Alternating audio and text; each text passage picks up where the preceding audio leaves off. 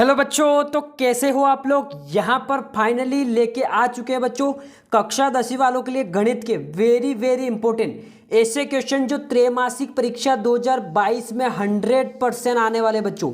मैं बोल रहा हूँ ये प्रश्न तो आप रट लो जल्दी से। आपको कुछ भी याद नहीं है, अगर ये प्रश्न याद है तो मैं गारंटी बोल रहा हूँ कि 5 इतने क्वेश्चन तो आप यहाँ पर बना पाओगे। और यहाँ पर बहुत ही इंपॉर्टेंट क्वेश्चन मैं लेके आ चुका हूँ बच्चों। ठीक है, शुरू करने से पहले बता देता हूँ टेलीग्राम ग्रुप में आप जुड़ जाइए बच्चों।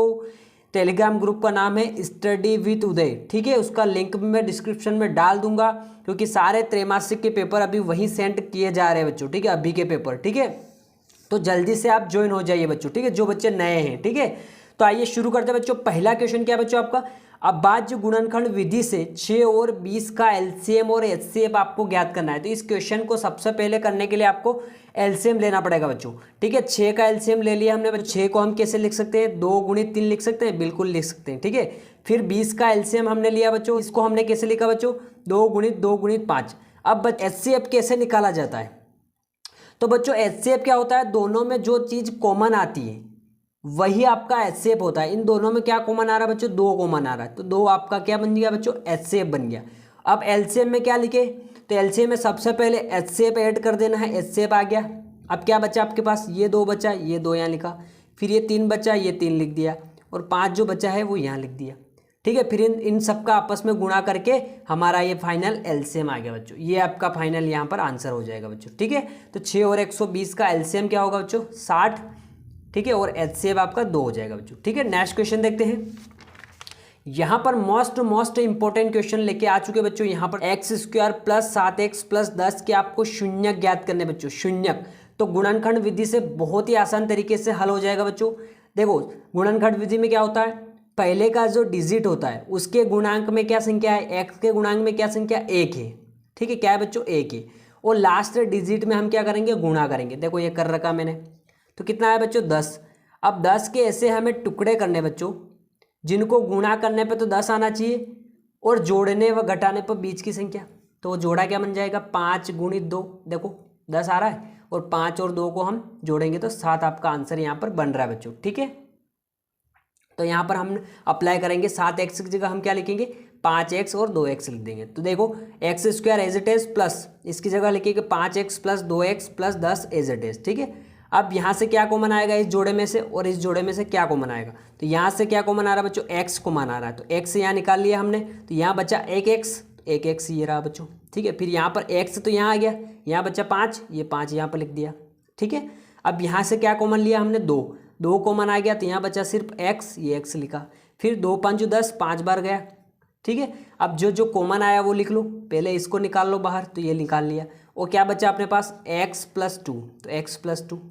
अब हमें तो x का मान निकालना है, तो इसके बराबर में हम 0 रखेंगे, तब x का मान आराम से हम निकाल पाएंगे बच्चों। ठीक है, तो x बराबर, ये प्लस के उधर जाएंगे तो माइनस के हो जाएगा, यह भी प्लस का है तो बराबर से उधर जाएगा तो माइनस का हो जाएगा। तो फाइनल यही आपका आंसर है बच्चों।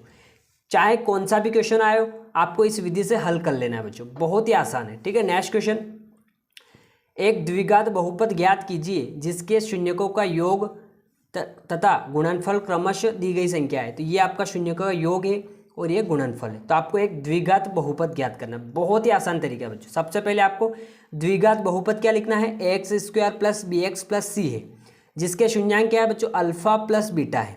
ठीक है, तो अल्फा बीटा का मान क्या होता है बच्चों, -b/a होता है। ठीक है, तो हमारे पास शून्यकों का योग क्या था बच्चों, -3, तो यहाँ पर -3 लिख दिया। इसके बट्टे में कुछ नहीं, तो एक तो अपने को लिख देना बच्चों। ठीक है, और अल्फा इंटू बीटा का मान क्या है बच्चों अपने पास, 2, तो इसका मान होता है c/a, यहाँ 2 लिख दिया। इसके बट्टे में कुछ नहीं, तो 1 आपको लिख देना है। ठीक है, तो यहाँ पर ABC निकाल लो, तो a बराबर क्या होगा बच्चों, 1।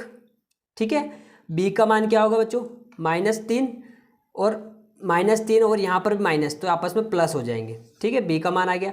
c का मान क्या है बच्चों, 2, ये 2 आ गया, तो आपको इसमें मान पुट कर देना है। ठीक है, तो ये हो जाएगा x² प्लस 3x प्लस 2। कैसे हुआ, a की जगह हमने 1 रख दिया, b की जगह हमने क्या रखा बच्चों, 3 रख दिया, और c की जगह हमने 2 रख दिया, तो हमारा पूरा ये समीकरण बहुपद बन गया बच्चों। ठीक है, नेक्स्ट क्वेश्चन देख लेते हैं। नेक्स्ट क्वेश्चन में क्वेश्चन नंबर 4 है आपका। ये क्वेश्चन भी आपको रट लेना बच्चों, ठीक है, बहुत ही इंपॉर्टेंट है।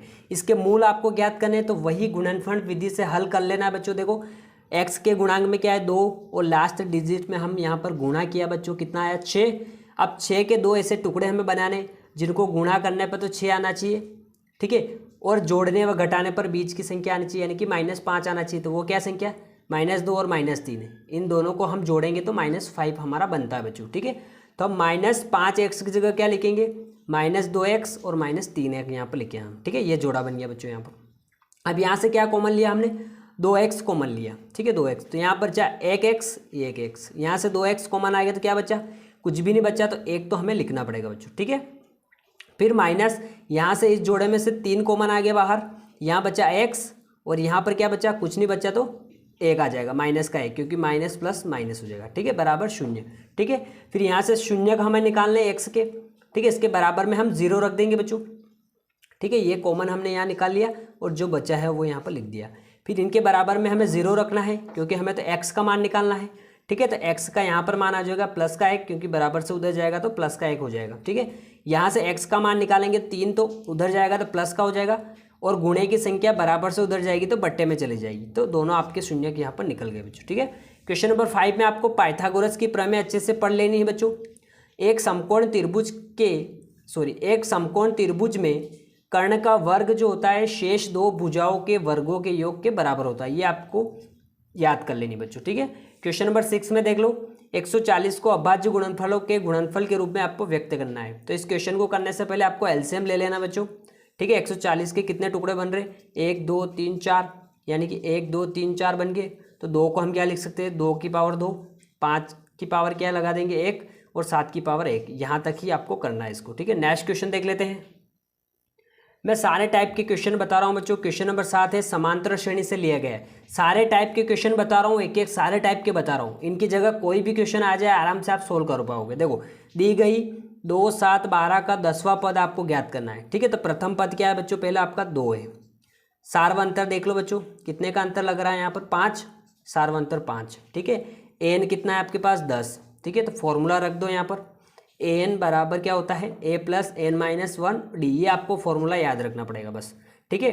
तो a 10वां पद हमें ज्ञात करना है, तो a का मान 2 रख दिया, प्लस n का मान क्या था बच्चे पास 10 - 1 और d का मान 5। तो यहाँ पर हो जाएगा 2 एज इट इज, प्लस यहाँ पर क्या बचा बच्चों, 9 बचेगा अंदर, तो 9 5 45 और 2 47, यानी a 10 का जो 10वां पद है बच्चों वो 47 हो जाएगा, ठीक है। नेक्स्ट क्वेश्चन देख लेते हैं, ठीक है। एक क्वेश्चन और मैंने समांतर श्रेणी से ऐड किया है। तो समांतर श्रेणी क्या दे रखी, 3 8 13 18 का कौन सा पद 78 है, ये पूछ रहा है। तो ठीक है, प्रथम पद क्या है बच्चों, सबसे पहले 3, डी मतलब सार्वंतर कितना दिख रहा है आपको यहाँ पर, 5 5 का 5, और एन कितना बच्चों आपका पद कौन सा है, 78 है, ठीक है। तो फॉर्मूला रख दो बच्चों, आराम से सोल्व हो जाएगा। ये हमारा फॉर्मूला बच्चों, यहाँ पर कुछ नहीं करना है, सारे मान दे रखे वो मान आपको पुट करना है और आपको एन का मान यहाँ पर ज्ञात करना है। देखो एन 78 है, ए का मान 3 है, एन का मान हमें ज्ञात करना है और डी का मान 5 दे रखा है, ठीक है। तो 78 3 प्लस ये हो जाएगा आपका 5 का इसमें होगा 5n और 5 का फिर इसमें होगा तो 5, ठीक है। यहाँ पर n का मान ज्ञात करना है तो बराबर से इधर लाएंगे, तो 5n बराबर ये हो जाएगा 78 प्लस ये प्लस क्या हो जाएगा और ये माइनस का हो जाएगा। तो 5n बराबर ये कितना हो जाएगा 80, ठीक है, क्योंकि यहाँ पर बचेगा सिर्फ 2 और 78 और 2 कितने हो जाएगा बच्चों 80, ठीक है। तो n का मान ज्ञात कर लो, तो 80/5, तो यहाँ पर आपस में कट के आंसर 16 आ जाएगा। तो n का मान क्या है बच्चों 16, ठीक है। नेक्स्ट क्वेश्चन क्या है बच्चों, प्रतिस्थापन विधि से हल करना है, बहुत ही इंपॉर्टेंट है, आपकी एग्जाम में आने वाला है बच्चों, ठीक है। x + y = 14, x - y = 4 दे रखा है। तो ये समीकरण 1 2, देखो प्रतिस्थापन में हमें एक समीकरण लेके चलनी पड़ेगी, समीकरण 2 से हम एक समीकरण बना लेंगे, यानी कि x का मान निकालेंगे। तो x का मान क्या निकल के आया 4 प्लस के y, ठीक है, y बराबर से इधर आया तो प्लस का हो गया, ये समीकरण नंबर 3 हो गई।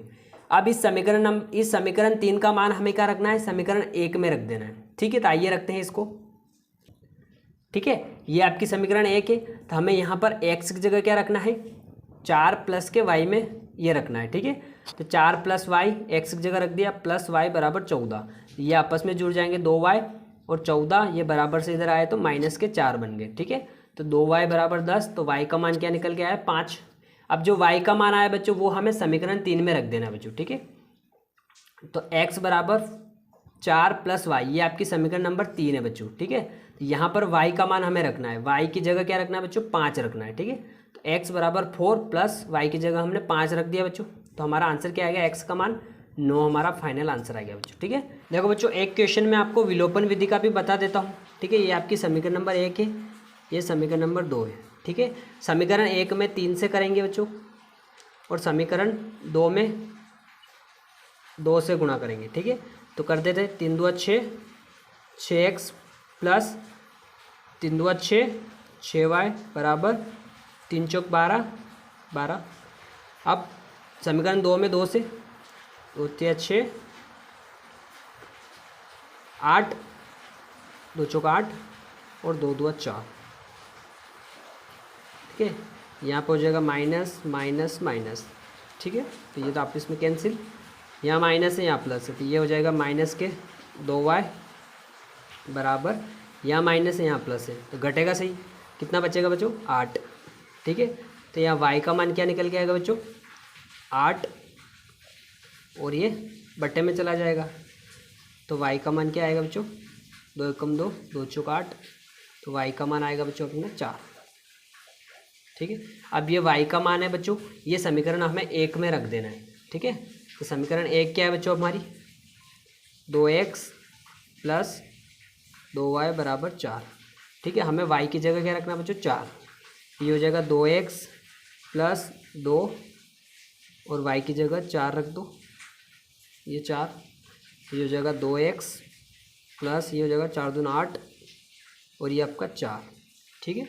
यहाँ से हो जाएगा 2x बराबर से ले जाएंगे तो 4, ये बराबर से उधर जाएंगे तो 8 और 2x बराबर कितना बचेगा यहाँ पर माइनस के 4, ठीक है। तो यहाँ से x का मान क्या निकल के आएगा बच्चों -4/2, तो x बराबर 2 एकम 2, 2 दून 4 माइनस के 2, ठीक है। यही आपका फाइनल आंसर है, ठीक है। मिलते हैं नेक्स्ट वीडियो में कुछ इंपॉर्टेंट टॉपिक के साथ, अभी के लिए इतना ही। थैंक यू बच्चों।